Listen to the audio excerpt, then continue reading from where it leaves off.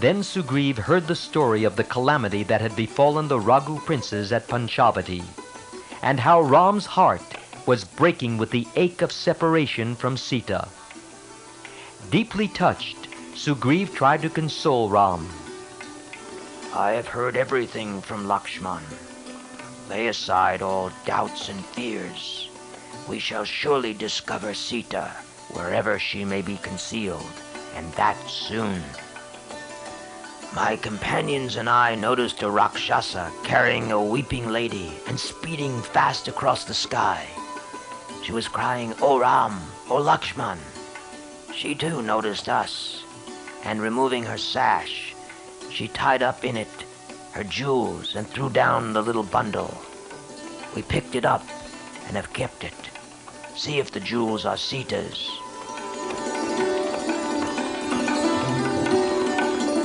On hearing this, Ram excitedly shouted, "Fetch the bundle! Please fetch it, fast!" They brought it from the cave, and when Ram saw the sash, he was beside himself with grief. The little bundle brought before his eyes the suffering of Sita at the hands of the Rakshasa. He closed his eyes and told Lakshman to untie the bundle and examine the jewels. Lakshman did so and said, "Indeed, these are Sita's anklets. There is no doubt that they are hers. Often have I seen them while lying my head before her feet in worship. The others I am not familiar with, never having presumed to look closely at them." Ram took all the jewels in his hands and pressed them one by one to his eyes, saying, "They must have fallen on the soft grass, and so they are intact." Then, grief giving place to rage, he said, "Death's gates are wide open to receive the Rakshasa. Soon he will be destroyed with all his people." Seeing Ram's grief and wrath, Sugriv became somewhat anxious. Though their mutual friendship and help had been pledged in the presence of the sacred fire, Sugriv was concerned over the question of priorities. Sugriv's heart went to Ram in his suffering. Indeed, he himself knew what it was to lose a kingdom and a wife. But then, first things must come first. He must first approach the subject guardedly, and not seem to place his own affairs before Ram's.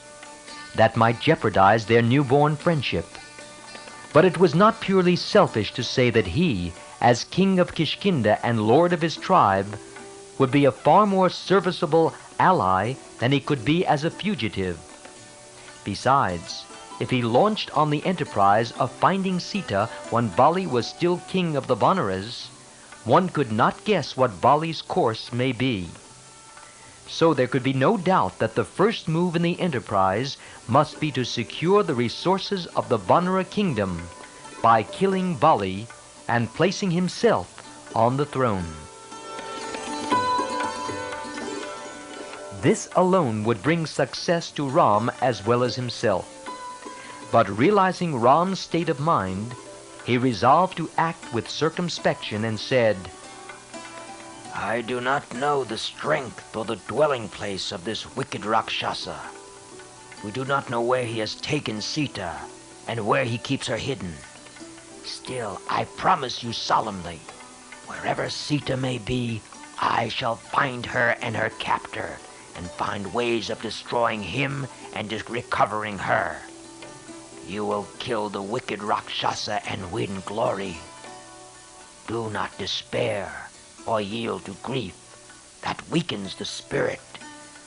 Look at me. Like you, I have lost my wife. I have been turned out of my kingdom and disgraced. And yet, I control my sorrow and keep my courage up.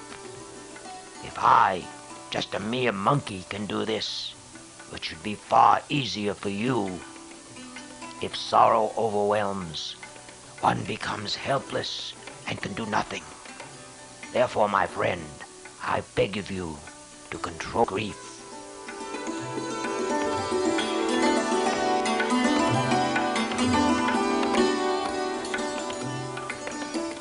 These words of Sugriv made an impression on Ram's heart. He wiped the tears off his eyes and embraced Sugriv. He overcame the sadness that possessed him at the sight of Sita's jewels, recovered his fortitude and self-control, and said, "Sugriv, your friendship is dear to me. I shall follow your advice. Think out when and how we should begin the search for Sita.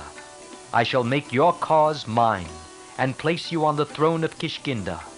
And I who say this have never uttered a vain or false word in my life, and never will. Tell me frankly how I can bring you relief. I shall do it." Sugriv and his ministers were overjoyed to hear Ram's words. They were convinced that soon their troubles would end, and Sugriv would once again become king of the Vanaras.